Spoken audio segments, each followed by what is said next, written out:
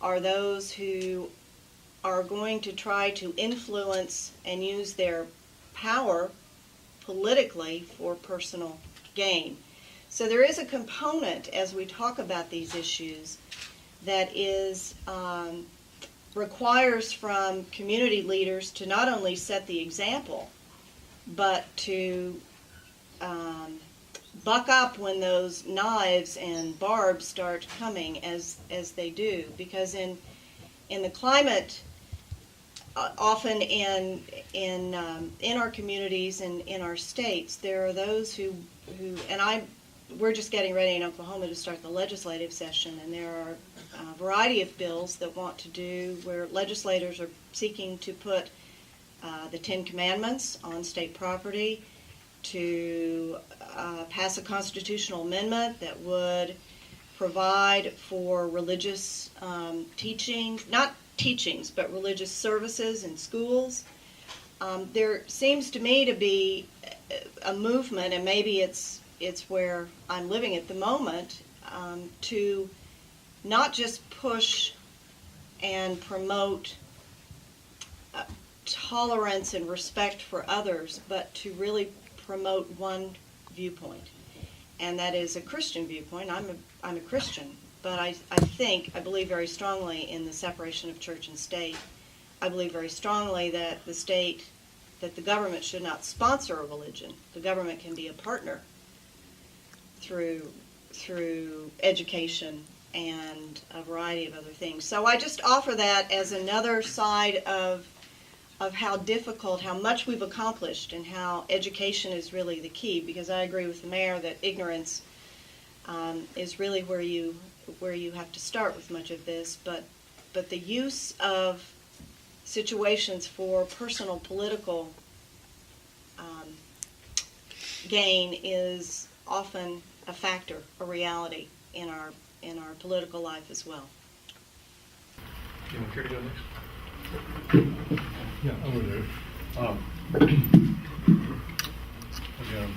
Well, first of all, I want to say I'm very pleased to be invited to participate in this dialogue, and maybe like David and others, I wasn't quite sure what part I was going to play or what I had to say. So I think we're all going to take a very different approach. I'm certainly not going to talk about best practices, but talking about issues that I'm going to talk about an important issue. Maybe my law partner, Gordon Vaughn, will comment on this later, that impacts all of America and a lot of people in this audience. I'd like to talk a little bit about immigration policy and how that, just sort of a couple of observations, not from a technical point of view, but how that policy is made, and for good and bad, how some of the problems and how that impacts, we're talking about government diplomacy and politics, how all of those sort of touch on this immigration issue. John Kennedy wrote a book, A Nation of Immigrants. We're a nation of immigrants, and we Americans like to celebrate the fact that we are a country of immigrants, but mostly we like to do it sort of in a retrospective, looking back, sort of, we all feel comfortable with the last turn of the century back in Ellis Island when people were coming through those quarantine stations. But as you all know, people feel less comfortable about immigration today. And by the way, that's been the story of American history. We have tension in our system today over immigration, but I always like to quote a well-known political figure who said we can no longer absorb the current rate of immigration. They're coming from the wrong place, they have the wrong religion, and they're going to fundamentally change this country if we keep this up. And that was Benjamin Franklin talking about German immigrants coming into western Pennsylvania. So that's been part of our American history, sort of this ambivalence about immigration. But Gordon and I go back a long way in terms of both practicing immigration law and being involved with the policy side. But I used to say that for many years this was sort of an inside game, that you would go before these committees and the American public was not paying attention as to how immigration policy was being made. By and large, it wasn't. But in what happened after 9/11, there were always forces in America politically that that felt very uncomfortable with large-scale immigration, particularly undocumented immigration. No one likes undocumented immigration, for that matter. And after 9/11, for the first time at least in modern history, what happened was immigration was sort of pulled into the public arena because at the same time all of a sudden we had talk radio and TV that was going 24/7. And no one's better than Lou Dobbs. Lou Dobbs used to be no one ever knew who Lou Dobbs was. He used to have sort of a very boring program on the marketplace, and he was very low rated. And one day figuratively speaking, he discovered that immigration, the more he spoke out critically about the immigration issues, the more he sort of, what I would say, demagogued that issue. The more he did that, sort of what we call turning that into sort of what people call a red meat issue, his ratings went up. And so then all of a sudden you had someone like Lou Dobbs on CNN, which was supposed to be the sort of as opposed to Fox, was supposed to be the more enlightened channel in someone's opinion. He day in day out would sort of rant and rave, and that was picked up by other talk radio hosts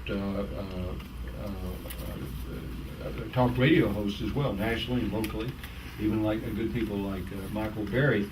And so that all of a sudden immigration then was being driven in America not by sort of policymakers or lawyers, people that are think tanks, but it was really being driven by the entertainment industry, because you can't say that those people are really news folks. And so they drove it, and politicians, with all due respect to politicians, they tend, right or left, they tend to react to that. I remember meeting during this last presidential campaign several national candidates, and I would always bring up immigration, and you could almost see their eyes sort of like the proverbial deer in the headlights. They were so afraid they didn't know what you were going to tell them, because they knew that at least 50% of the public was angry one side or the other about this issue. So I'll just finish on this note. Maybe we can get back to it, or other people can comment, but I'm using this as an example of how public policy, for good or bad, is not made. When we have the legal solutions to our immigration policies are not difficult. In fact, almost everyone sort of agrees on what that has to be done. And it's not, people often tell me it's difficult. It's really not. What's difficult is getting enough people of goodwill to understand this politically, to do the right thing. And it used to be easier before so many people got involved in the debate. And talk radio has actually made, and Lou Dobbs and those people have actually made it more difficult to talk about this, because they've sort of poisoned the well, and therefore people of goodwill, good intention, they have such a misunderstanding of this issue, and it is so hard to when the other side command the airwaves. If you had to pay for that, you would have to raise a budget of hundreds of millions of dollars, just like Barack Obama or Hillary Clinton or John McCain did to run a national political campaign to try to change the perception.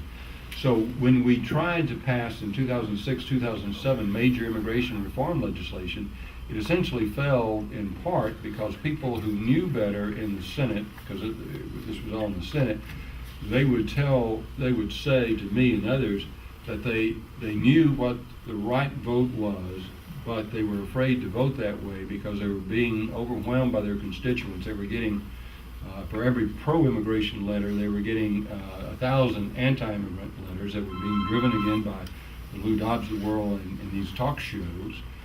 And the business community and some of the faith-based community, they were sort of a little reluctant to get involved, particularly the business community. They were afraid if they spoke out that they would be criticized. So therefore, this is an over-exaggeration in terms of a policy issue.